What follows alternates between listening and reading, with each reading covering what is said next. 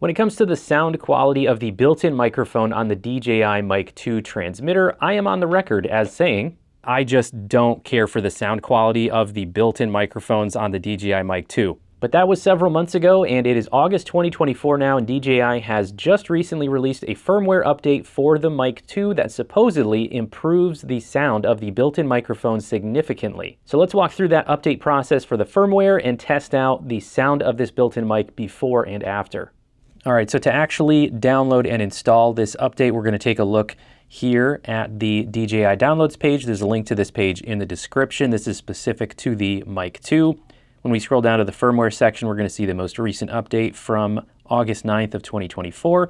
There is a PDF guide here also that can help you if you need some additional help, so you can also download that. You're going to need a USB-C to USB something cable, depends on what you're plugging it into. I'm plugging into a MacBook Pro, which only has USB-C ports, so I need USB-C to USB-C. Now, the only thing special that you need to know is that if you are doing the receiver, you need to have the receiver powered off before you connect it to the computer. They specify this in the instructions, I don't know why, but when you connect this to your computer, make sure it is not powered on. For the transmitters, it doesn't matter. You can have them powered on or powered off. All right, so let's download both files. We have a separate file here for the receiver and a separate file for the transmitter. So we'll click to download on both of those. All right, now I'm going to go ahead and connect my receiver. So I'll connect the USB-C to the USB-C on my MacBook. If you're on a Mac, you may need to click the Allow button to allow the device to connect.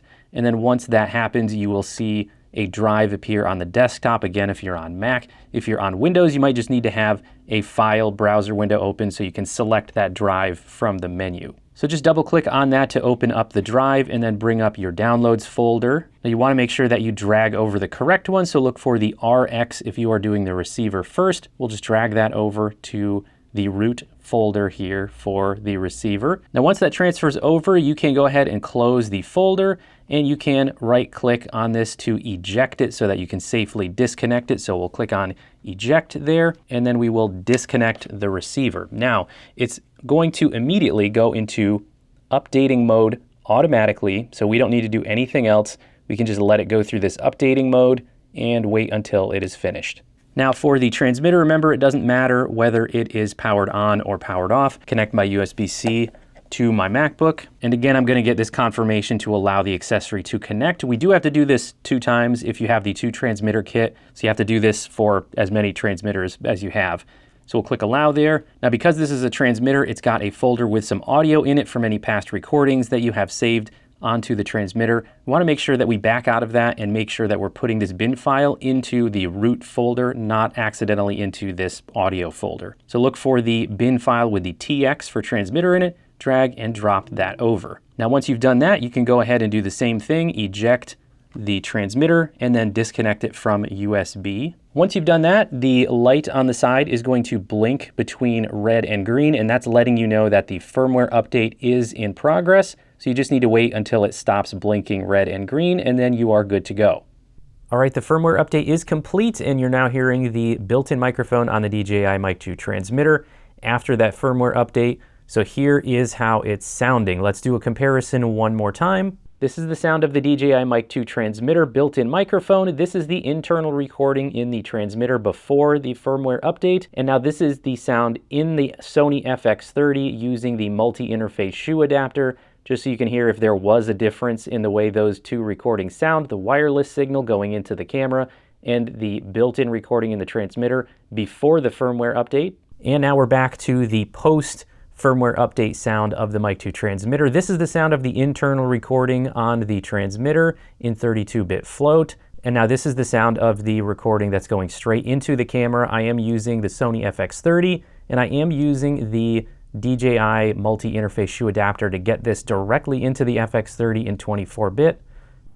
Let's just take a quick look here at RX10 between the frequency response, the spectrum analysis of before and after this firmware update, just to visualize the difference. This is before the firmware update. As you can see, the highest, most pronounced section here is that really muddy, muddled sounding range between 200 and 700 hertz. And we've got a little bit of bass here around 100 hertz, but not a lot of presence up here in the higher frequencies. Now, if we switch to after the firmware update, pay attention specifically to 5,000 to 10,000 hertz in that range.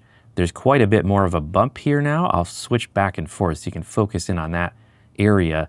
Quite a bit more presence up here in the higher frequencies. If we look in the bass region as well, there's a little bit more low end right around 100 hertz.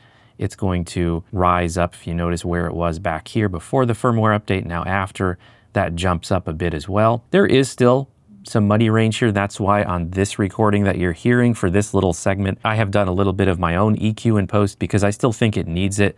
I still think it needs a little bit of a cut here in this muddy, say 400 to 500 range. I also think it benefits from a high pass filter because there's some information down here below 50 hertz that's just not necessary for dialogue. And so I do think it still benefits from some EQ in post, just like any recording in my opinion. But the natural sound of it with this higher frequency presence is just, to my ear, sounds much better.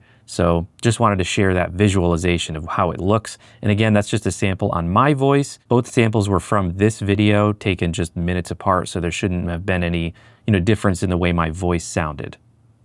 So there you go. That's the sound difference between the before and the after firmware update on the DJI Mic 2. It is about time, in my opinion, for this firmware update. I don't know why. The built-in microphone on these transmitters didn't sound this way immediately as soon as they released this product. I don't see this as a big downside anymore, thank goodness. But let me know what you think of the sound in the comments. Thanks everybody, see you next time.